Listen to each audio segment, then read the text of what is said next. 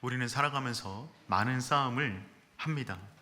1대1로 싸움을 하기도 하지만 때로는 집단으로 싸움을 하기도 합니다. 이때 중요한 것은 내가 어느 편에 속해 있는가입니다. 내가 조금 부족해도 내가 속한 팀이 강하면 나의 부족함을 극복할 수 있기 때문에 그렇습니다.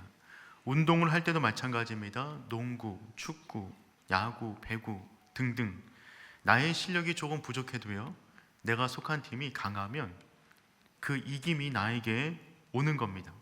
누구 편에 속해 있느냐가 중요합니다. 운동 경기를 보러 갈 때 내가 응원하는 팀이 확실하면 그 팀을 응원하면 되지만 저는 보통 그런 팀이 없거든요. 그래서 보통 구경하게 되면 이렇게 응원합니다. 싸워라, 이겨라, 이기는 편, 우리 편. 저는 이 표현이 참 좋더라고요. 싸워라, 이겨라, 이기는 편, 우리 편. 내가 조금 부족해도 내가 이기는 편에 있으면 이기게 되는 것이죠. 사랑하는 성도 여러분, 이기는 편에 속하기를 축복합니다. 그 편이 어디입니까? 하나님 편 되는 줄 믿습니다. 우리가 여러 가지 많은 결정의 순간마다 이것이냐 저것이냐 가지고 고민하지 마시고 오직 하나님만 선택할 수 있는 우리 모두가 될 수 있기를 축복합니다. 이때 중요한 것은 하나님이 내 편이 되어 주시기를 간구하기보다는 내가 하나님 편에 온전히 속할 수 있도록 기도하는 것이 중요합니다. 하나님은 언제나 내 편이 있어요. 그러니 내 편이 되어달라고 기도하는 것보다 중요한 것은 내가 온전히 하나님 안에 속해 있는 것이 더욱더 중요합니다. 남북 전쟁 당시 가운데 링컨은 북군이었습니다. 링컨 진영이 지게 되자 참모진들이 찾아와서 이렇게 링컨을 위로합니다. 대통령이요, 너무 걱정하지 마십시오. 우리가 하나님께 우리 북군의 편이 되어달라고 기도하겠습니다. 이때 링컨이 이렇게 말했다고 하지 않습니까? 절대 그렇게 기도하지 마십시오. 기도를 하려거든 이렇게 기도하십시오. 하나님께서 북군의 편에 되기를 기도하지 마시고 우리 북군이 하나님 편 될 수 있도록 기도해 주십시오. 링컨은 이런 말을 남겼습니다. 하나님이 우리 편인지 아닌지 나는 관심 없다. 나의 가장 큰 관심은 내가 하나님 편에 서는 것이다. 이 고백이 우리의 고백이 되었으면 좋겠습니다. 오직 하나님 편에 서는 것입니다. 우리 인생의 모든 것을 걸고서라도 우리는 늘 하나님 편에 서야 되는 줄 믿습니다. 우리가 기도할 때 나의 삶에 승리를 주시옵소서라는 기도보다 더욱더 중요한 것은 내가 하나님 편에 서게 하여 주시옵소서. 이것이 더욱더 중요합니다. 왜냐하면 우리가 하나님 편에 서게 된다면 승리를 얻기 때문에 그렇습니다. 나의 삶에 복을 주시옵소서라는 기도보다 중요한 것은 내가 하나님께 속하게 하여 주시옵소서가 더욱더 중요합니다. 왜냐하면 하나님께 속해 있으면 하늘의 복이 나에게 주어지기 때문에 그렇습니다. 승리의 비결은 간단합니다. 하나님 편에 속하는 것입니다. 이때 우리의 부족함에도 불구하고 하나님의 능력이 우리 가운데 부어지는 줄 믿습니다. 오늘 본문은 자신의 모든 것을 걸고 하나님 편에 섰던 라합에 대한 이야기입니다. 하나님의 역사는 정말 놀랍습니다. 하나님은 다윗, 다니엘 같은 위대한 사람만 사용하지 않으시고 룻, 라합 같이 잊혀진 여인들 역시 아름답게 사용하십니다. 중요한 것은 내가 어느 편에 속해 있는가, 그 소속이 중요합니다. 오늘 본문에 등장하는 주요 등장 인물들은 세 사람이 있는데 우리가 그들의 모습을 살펴봄으로써 우리가 어디에 속해야 될 것인가 다시 한번 다짐할 수 있는 시간 되었으면 좋겠습니다. 첫 번째 살펴볼 사람은 여호수아입니다. 여호수아는 두려워하고 있습니다. 오늘 본문 전체 가운데 여호수아가 두려워했다라는 표현은 등장하지 않지만 이 내용을 가만히 살펴보면 여호수아가 심히 두려워하고 있음을 우리는 알 수가 있습니다. 여호수아 1장에서 여호수아는 매우 두려웠어요. 그래서 하나님께서 말씀하십니다. 하나님이 함께 하시니 강하고 담대하라. 이 말씀을 받은 여호수아는 믿음으로 선포했어요. 여호수아 1장 11절 하반절 말씀 우리 함께 읽어보겠습니다. 양식을 준비하라. 사흘 안에 너희가 이 요단을 건너 너희 하나님 여호와께서 우리에게 주사 차지하게 하시는 땅에 차지하기 위하여 들어갈 것입니다. 아멘. 여호수아는 그래서 선포하는 것이죠. 사흘 안에 요단강을 건널 것이다. 그 선포를 한 이후에 2장으로 넘어오면 여리고성에 정탐꾼이 들어가고 그 정탐꾼들이 적어도 3일 이상의 시간을 쓰게 됩니다. 그리고 3장으로 넘어와 요단강 도하를 위한 대여를 준비하게 됩니다. 그러니까 시간적으로 1장부터 3장까지 내용을 살펴보면 일주일이 넘어가 버립니다. 그렇다면 1장에서 여호수아가 3일 만에 요단강을 건널 것이다 라고 하는 이 시간이 맞지가 않는 것이죠. 그래서 많은 학자들은 이 부분을 해석할 때 다양한 이야기를 합니다. 예를 들면 1장에서 여호수아가 너무 큰 은혜를 받아서 그냥 선포한 것뿐이다, 시간은 더 길어졌다 라는 해석도 있습니다. 또 한 가지는 2장에 있는 여리고성 정탐과 라합에 대한 이야기가 후대에서 삽입된 이야기이다. 그런데 이 모든 것들을 뒤로 하고 성경의 원문 그대로 해석을 방해하지 않는 해석은 무엇이냐면 2장의 사건이 1장 사건 앞에 있었다는 것입니다. 여호수아는 이미 정탐꾼을 보냈습니다. 그리고 그들이 오는 동안에 두려웠어요. 그 가운데 하나님께서 찾아오셔서 내가 너와 함께 하겠다고 말씀하신 것입니다. 그 이후에 정탐꾼이 왔고 그들의 보고가 더해져서 그들이 힘있게 요단강으로 나아갔던 것입니다.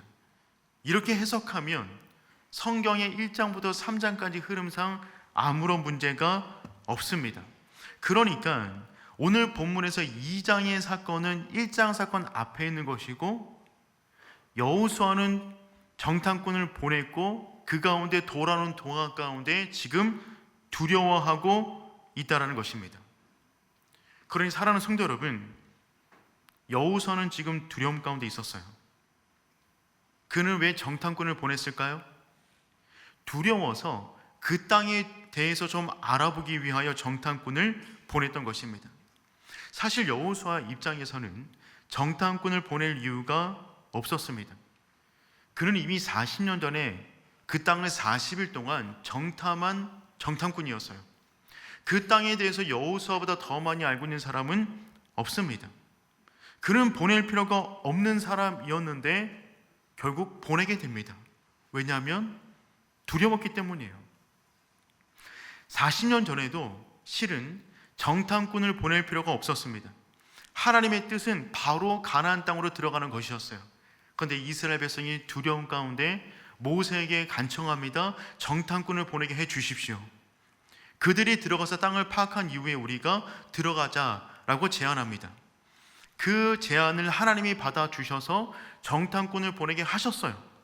그런데 그들이 막상 들어가 보니까 그 땅이 너무 크고 아름다우니 그 위험에 질린 것입니다.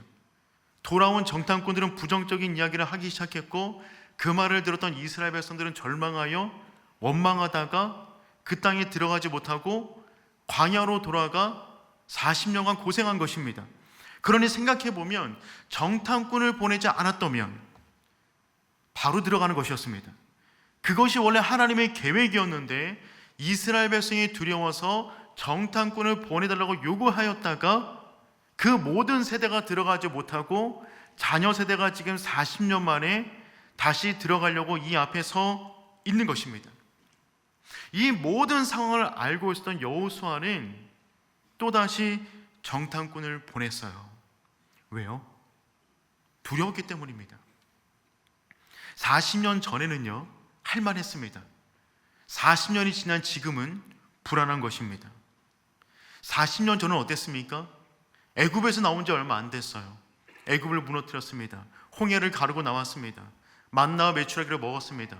불기둥과 구름기둥 속에 있었습니다. 광야의 무법자 아말렉도 이겼습니다. 더군다나 3개월 만에 시내산에 도착하여 하나님의 율법을 받고 성막을 만들었어요. 11개월 동안 시내산에 머물며 국가 형태를 만든 것입니다. 나라의 법과 성전을 만들었어요. 그들은 그래서 1년 2개월 만에 가데스 바네에 도착하게 됩니다. 그들의 지금 상태는 사기충천입니다. 어떤 것이든 다 무너뜨릴 수 있을 것 같은 용기가 그들 안에 있었어요. 그런 그들도 실패했습니다. 40년이 지났습니다. 40년 동안 어떤 일이 있었습니까? 40년 만에 다시금 요단강에 서 있는 이들의 모습은 누가 봐도 난민들입니다. 40년간 옷 한 벌로 지냈어요. 신발 하나로 보냈습니다. 40년간 만나 메추라기만 먹었습니다. 광야에서 어떻게 씻을 수가 있겠어요? 그들의 몰골이 많이 아니었을 것입니다. 40년 전에 정탐꾼들이 이렇게 보고했습니다. 우리는 스스로 보기에도 메뚜기 같으니 그들이 보기에도 그와 같을 것입니다. 그런데 지금 이들의 모습이 정말 메뚜기 같습니다. 40년 동안 온갖 고생을 다하고 이 자리에 섰기 때문에 자기들이 서로 보기에도 정말 우리는 메뚜기 같았을 것입니다. 더군다나 여호수아는 40살이나 더 먹었어요. 40살에 할 수 있었던 일이 80살에는 주저되는 것이 인간의 마음 아니겠습니까? 그러니 여호수아는 자신의 편을 보고 자신의 상황을 보니까 두려웠던 것입니다. 하나님을 믿지만 여전히 두렵다는 것은 우리도 느낄 수 있잖아요. 하나님을 믿지만 두려운 것은 어쩔 수가 없는 것이 인간의 연약함입니다. 여호수아는 지금 두려워하고 있습니다. 두 번째, 오늘 본문에 등장하는 사람들은 정탐꾼입니다. 그런데 이들은 완전히 실패한 정탐꾼입니다. 오늘 본문에 등장하는 정탐꾼은 성경에 나와 있는 정탐꾼 가운데 완전히 실패한 정탐꾼들이었어요. 우리 1절 말씀 한번 읽어보겠습니다. 눈의 아들 여호수아가 시딤에서 두 사람을 정탐꾼으로 보내며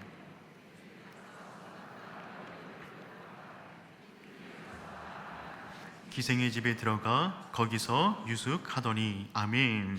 여호수아가 두 정탐꾼을 보내었어요. 우리 한글 성경에는 보내며라는 단어를 그냥 썼지만 원어를 보면 그 앞에 부사 하나가 있는데 헤레시라는 부사를 씁니다. 그것은 무엇이냐면 몰래입니다. 그냥 보내신 것이 아니라 몰래 보냈어요. 그렇다면 누구 몰래 보냈다는 말일까요? 이스라엘 공동체도 모르게 보낸 것입니다. 여리고 사람뿐만 아니라 이스라엘 공동체도 모르게 몰래 보냈습니다. 왜요? 40년 전에 정탐꾼은 공개적인 정탐꾼이었어요. 각 지파별로 한 명씩 뽑아서 가장 유능하다고 하는 사람들을 공통적으로 함께 공개적으로 보낸 것이었습니다. 그 결과는 매우 비참했어요. 여호수아는 그때의 실수를 반복하기를 원치 않았습니다. 혹시 안 좋은 소식을 가지고 오더라도 몰래 보내고 몰래 보고를 받아 혼자 삭히려고 했던 마음이었던 것입니다. 그래서 몰래 스파이 둘을 보냅니다. 명령을 내립니다. 가서 그 땅과 여리고를 엿보라.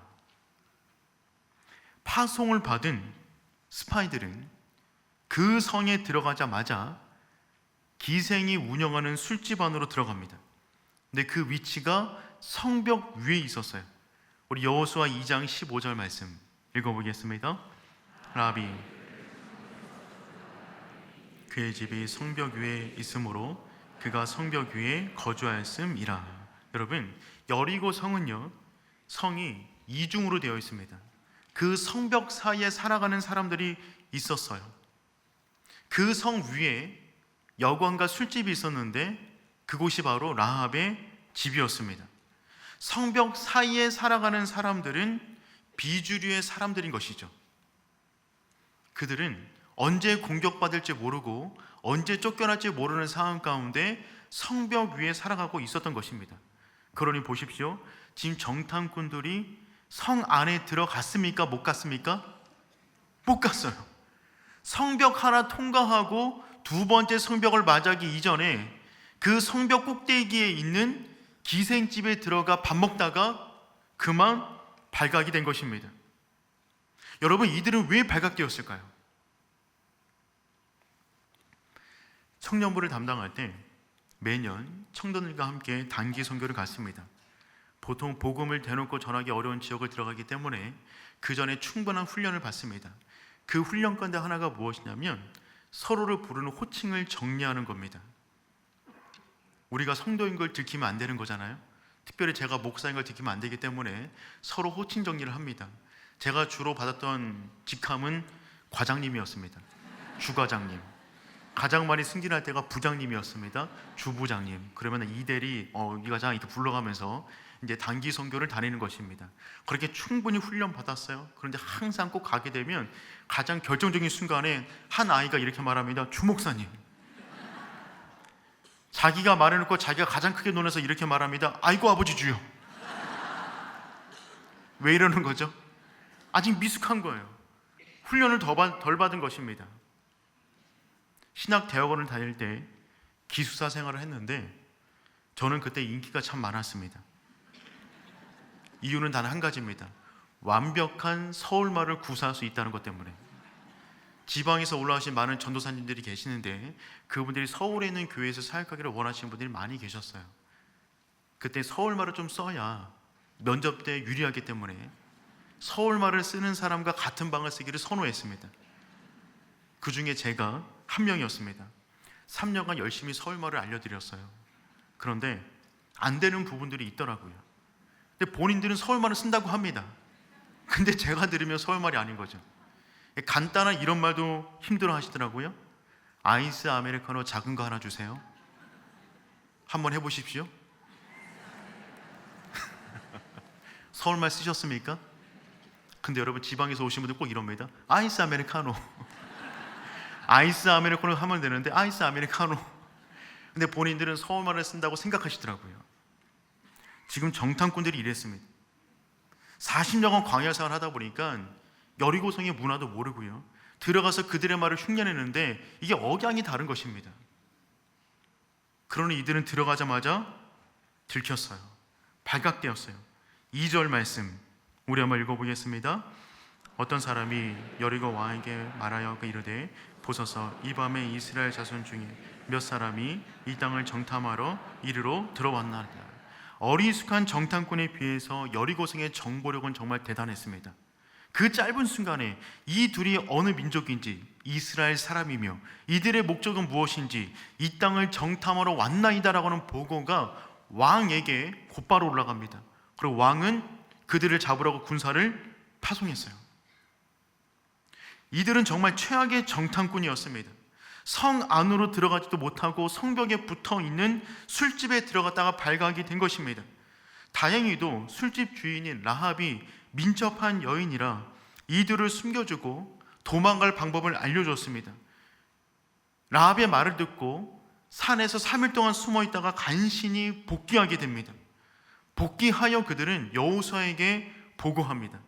23절, 24절 말씀 읽어보겠습니다. 두 사람이 돌이켜 산에서 내려와 강을 건너 눈의 아들 여호수아에게 나아가 그들이 겪은 모든 일을 고하고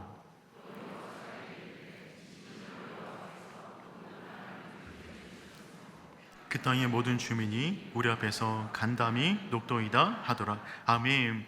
여러분 이들의 보고를 가만히 보시길 바랍니다.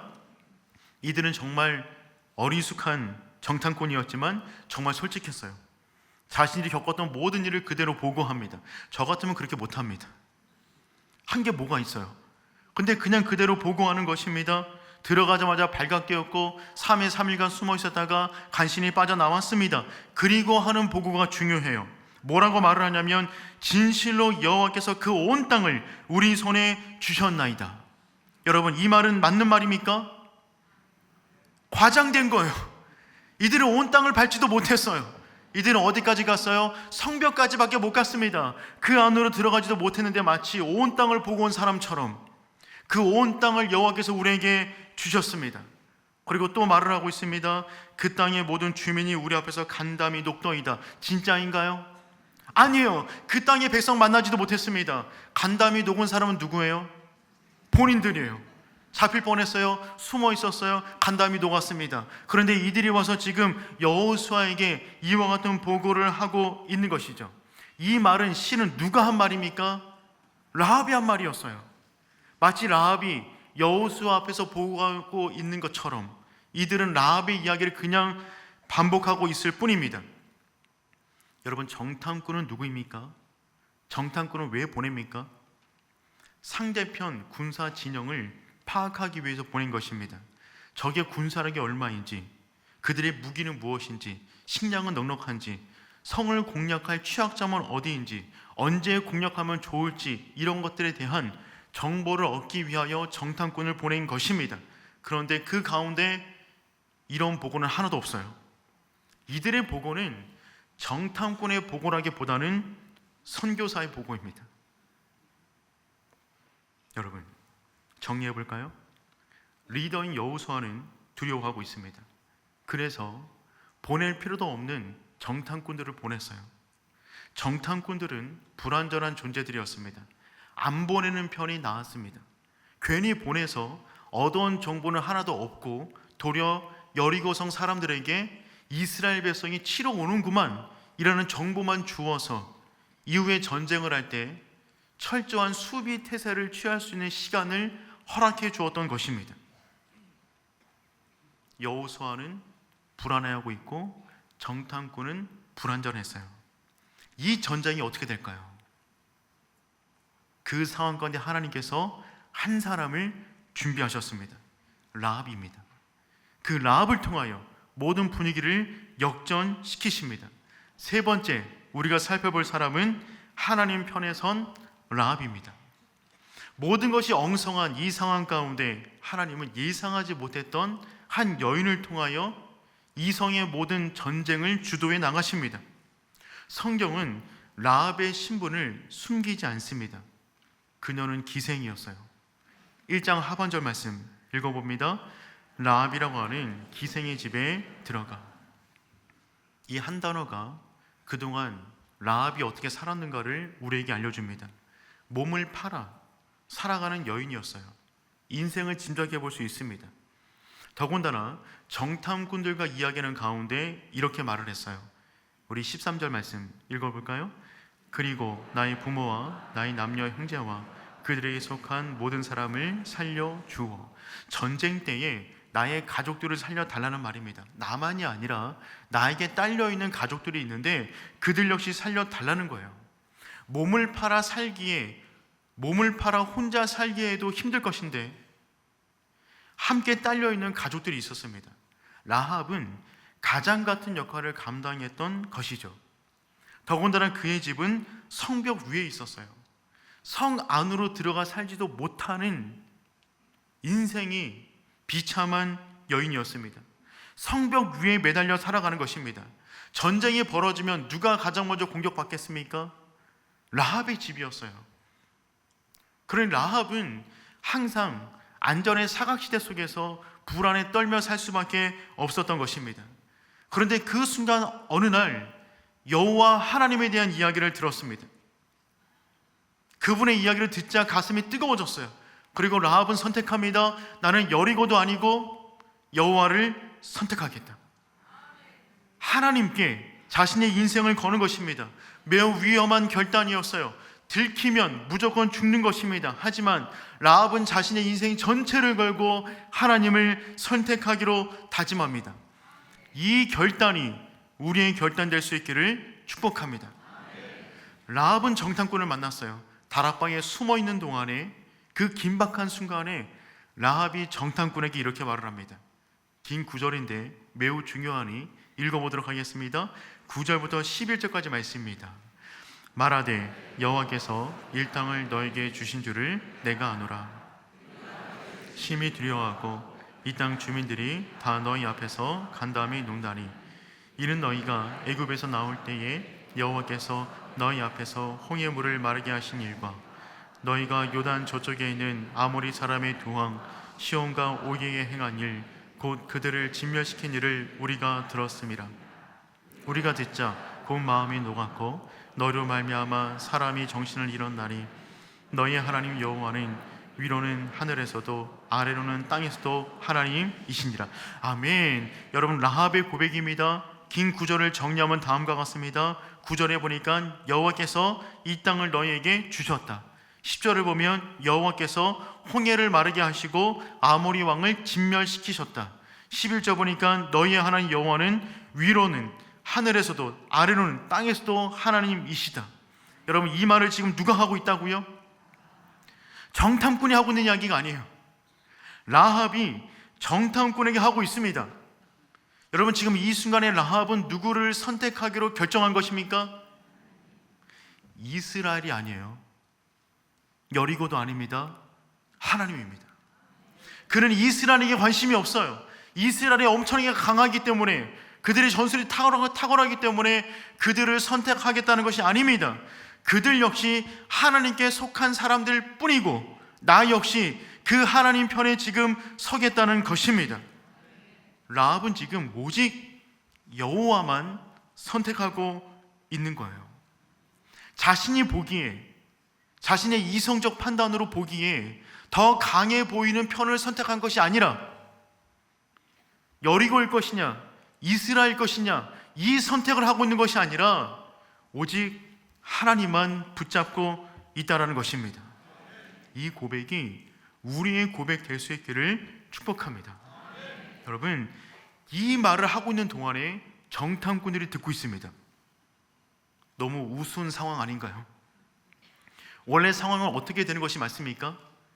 정탐꾼이 들어와 라합에게, 우리 하나님 이런 하나님이야, 나 좀 숨겨줘, 도와주면 내가 나중에 왔을 때 너 살려줄게, 이렇게 말해야 되는 것이 아닙니까? 근데 지금 누가 누구에게 말을 하고 있냐면, 라합이 정탐꾼들이 겪었던 그 일들을 라합이 지금 말하고 있는 거예요. 그리고 그 말을 듣는 동안에 정탐꾼들이 설득당했습니다.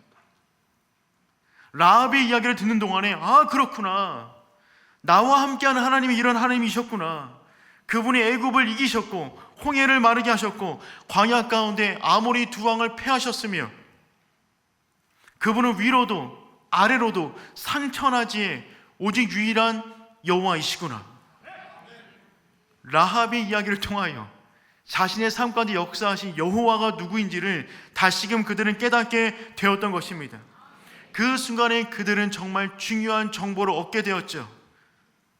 그 땅에 대한 정보가 아니라 내가 속한 자가 누구인지에 대한 정보를 얻은 것입니다. 그 순간에 그들은 더 이상 정탐할 이유를 찾지 못합니다. 하나님이 그런 분이고 내가 그분께 속한 분이며 그분이 그 땅을 주겠다고 하는데 무슨 정보가 더 필요하단 말입니까? 그 순간에 정탐꾼들은 하나님 편에 온전히 속하게 되었어요. 그리고 이들은 여호수아에게 가서 그 말 그대로 보고합니다. 여러분, 이 정탐꾼들은 40년 전의 정탐꾼에 비하면 빵점입니다. 그들이 가지고 온 정보는 아무것도 없어요. 40년 전의 정탐꾼들은 완벽했습니다. 그 땅에 대한 정보, 지리, 그들과 우리 간의 차이가 무엇인지에 대한 정확한 정보를 전달했어요. 그런데 그들 안에 믿음이 없었습니다. 지금 정탐꾼 2명, 이름도 알지 못하는 정탐꾼 2명은 모든 것이 이상해 보이지만 그들 안에 하나님에 대한 분명한 믿음이 있었다는 것입니다. 이 말을 가지고 와서 여호수아에게 보고합니다. 그 말을 듣고 있는 여호수아, 그 말을 듣자가 외칩니다. 돌격 앞으로. 그 순간에 자기가 정말 놓치고 있었던 한 가지 사실을 깨닫게 된 것이죠. 이 전쟁은 하나님께 속한 전쟁이다. 하나님이 싸우신다. 40년 전에 여호수아는 정탐꾼 되어 그와 같은 보고를 했었습니다. 민수기 14장 8절과 9절 말씀 읽어보겠습니다. 여호와께서 우리를 기뻐하시면 우리를 그 땅으로 인도하여 들이시고 이는 과연 젖과 꿀이 흐르는 땅이니라.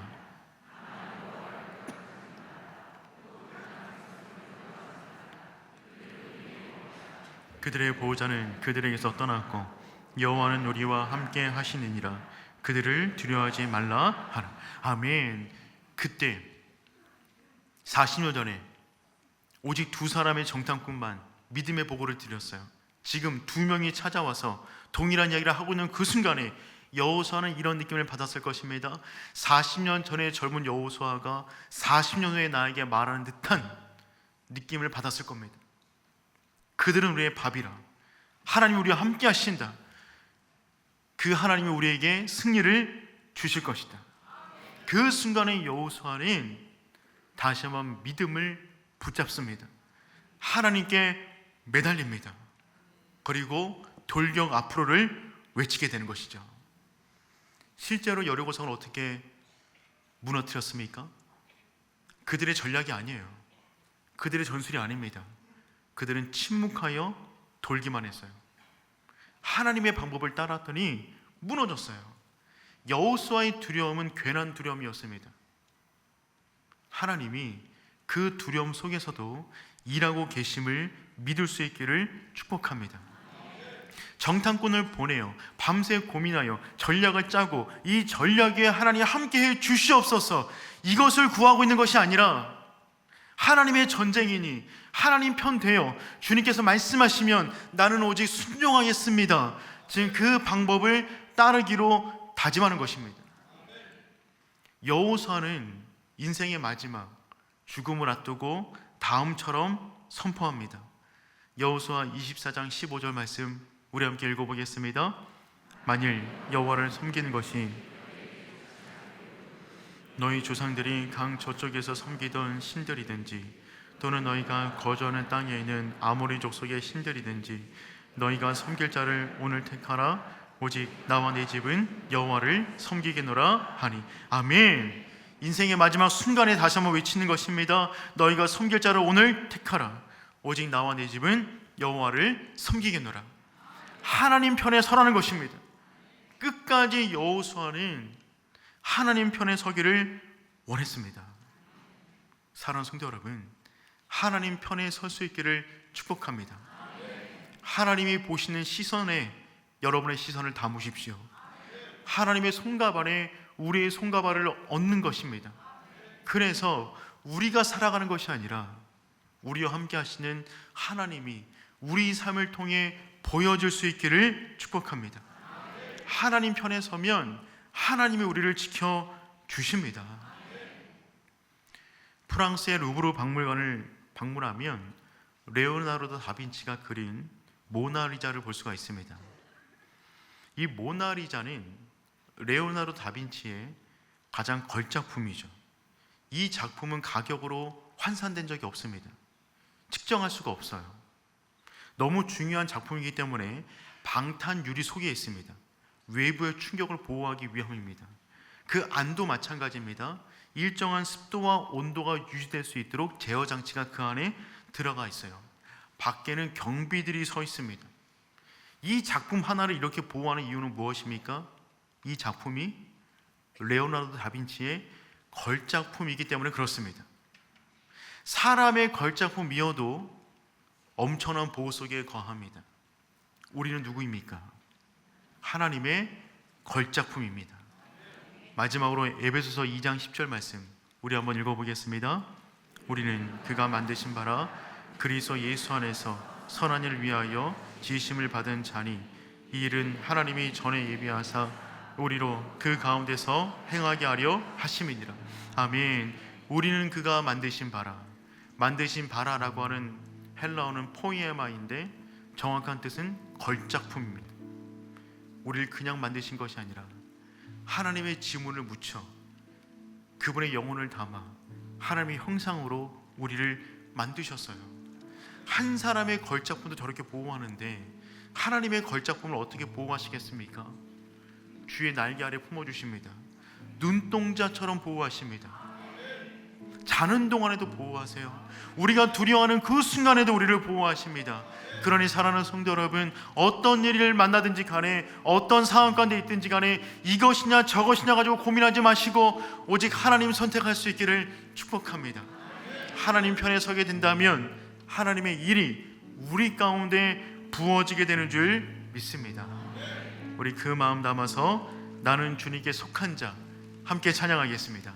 이 땅에 내 삶이 비록 버겁더라도 주님의 선하심 나 믿으며 가리. 이 작은 자통에 이 작은 자통에 주가 이뤄가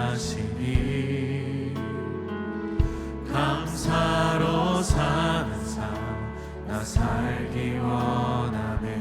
내 삶의 시간 속에 내 삶의 시간 속에 주 일하시네.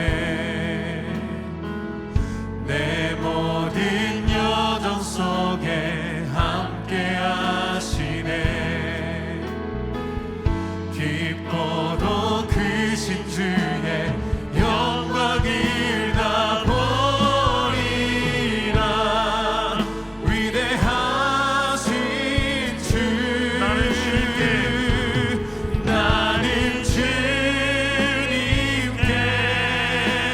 속한 자 되어 주의 나라 위해 전심으로 살리라.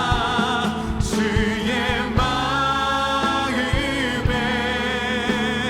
합한 자 되어 맡기신 소명 이루리.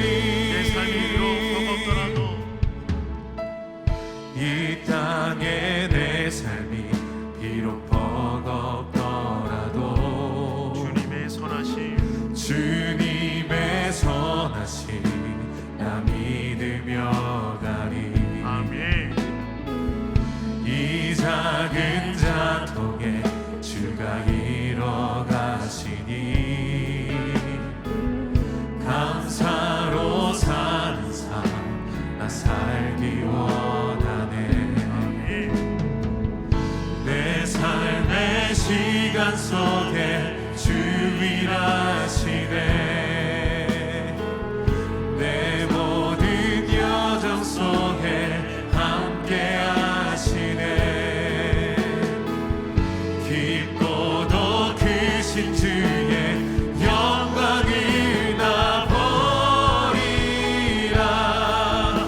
위대하신 주 나는 주님께 속한 자 나는 주님께 속한 자 되어 주의 나라 위해 전심으로 살리라. 주의 마음에 합한 자 되어 맡기신 소명 우리 한번 더 고백합니다. 이루리. 나는 주님께 속한 자 되어 나는 주님께 속한 자 되어 주의 나라 위해 전심으로 살리라. 주의 마음에 합한 자 되어 맡기신 소명 이루리. 사랑하는 성도 여러분, 우리 인생의 근본적인 삶의 목적은 하나님께 속한 자가 되는 것입니다. 우리 삶의 승패가 어디서 갈립니까?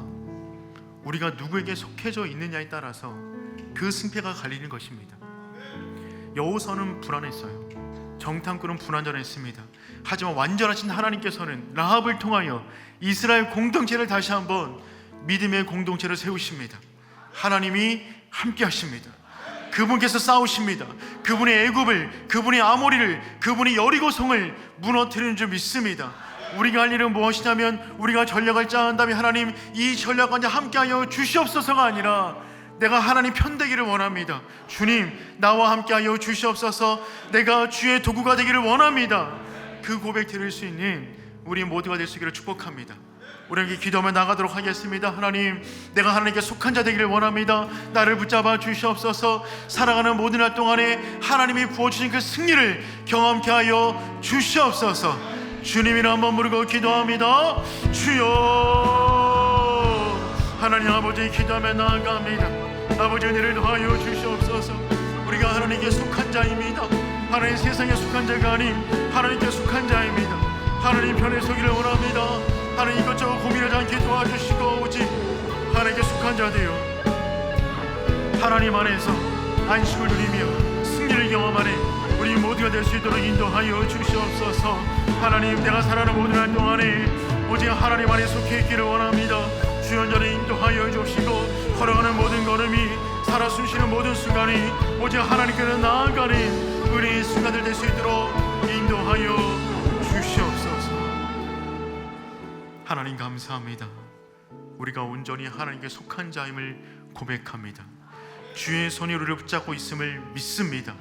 그 믿음 가지고 하나님, 이 땅 가운데 걸어가는 모든 삶의 순간마다 이것이냐 저것이냐 가지고 고민하지 않게 도와주시고 오직 모든 순간마다 여호와 하나님만에 거할 수 있는 우리 모두가 될 수 있도록 인도하여 주시옵소서. 이제 그 믿음을 가지고 한 주간의 인생을 살아갑니다.